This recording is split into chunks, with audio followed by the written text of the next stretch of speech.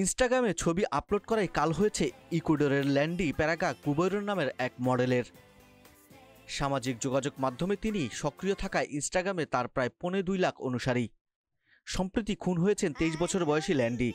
স্থানীয় একটি রেস্তোরাঁয় খেতে গিয়েছিলেন ল্যান্ডি। দুপুরের খাবার সামনে নিয়ে তিনি সেখানে ছবি তোলেন। সেখানে অবস্থান করার সময় ওই ছবি ইনস্টাগ্রামে আপলোডও করেছিলেন। তদন্তকারীরা বলছেন ওই ছবি দেখে ল্যান্ডির অবস্থান নিশ্চিত করেছিলেন খুনিরা। এরপর সেখানে গিয়ে নৃশংসভাবে খুন করেন জনপ্রিয় এই ইনফ্লুয়েন্সারকে। ল্যান্ডিকে খুন করতে ওই রেস্তোরাঁয় 2 জন বন্দুকধারী গিয়েছিলেন। তাদের শনাক্ত করা সম্ভব হয়নি। পুরো ঘটনা সেখানে থাকা ক্যামেরায় ধরা পড়েছে। ফুটেজে দেখা যায় ল্যান্ডি রেস্তোরাঁর ভিতরে বসে আছেন, একজন সঙ্গীর সঙ্গে কথা বলছেন। এ সময় 2 জন বন্দুকধারী সেখানে প্রবেশ করে গুলি ছোড়েন। মুহূর্তের মধ্যেই রেস্তোরাঁয় বিশৃঙ্খলা দেখা দেয়। গুলিবিদ্ধ হয়ে মেঝেতে লুটিয়ে পড়েন ল্যান্ডি। এরপর পালিয়ে যান বন্দুকধারীরা। দেখা যায় সাবেক বিউটি কুইন ল্যান্ডির রক্তাক্ত দেহ রেস্তোরাঁর ভেতর পড়ে আছে।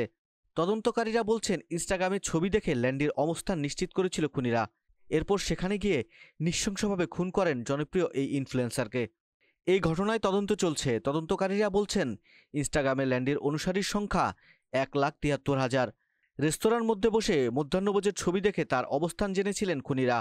তবে ল্যান্ডিকে খুন করার কারণ এখনও জানা যায়নি। এ নিয়ে কিছু গুঞ্জন ছড়িয়েছে। যেমন কেউ বলছেন স্থানীয় একজন কুখ্যাত গ্যাং লিডারের সঙ্গে ল্যান্ডির সম্পর্ক ছিল। কেউ বলছেন সংগঠিত অপরাধে বিচার বিভাগের কর্মকর্তাদের দুর্নীতি সংশ্লিষ্ট একটি তদন্তের ফাঁদে জড়িয়ে পড়ায় তাকে খুন হতে হয়েছে।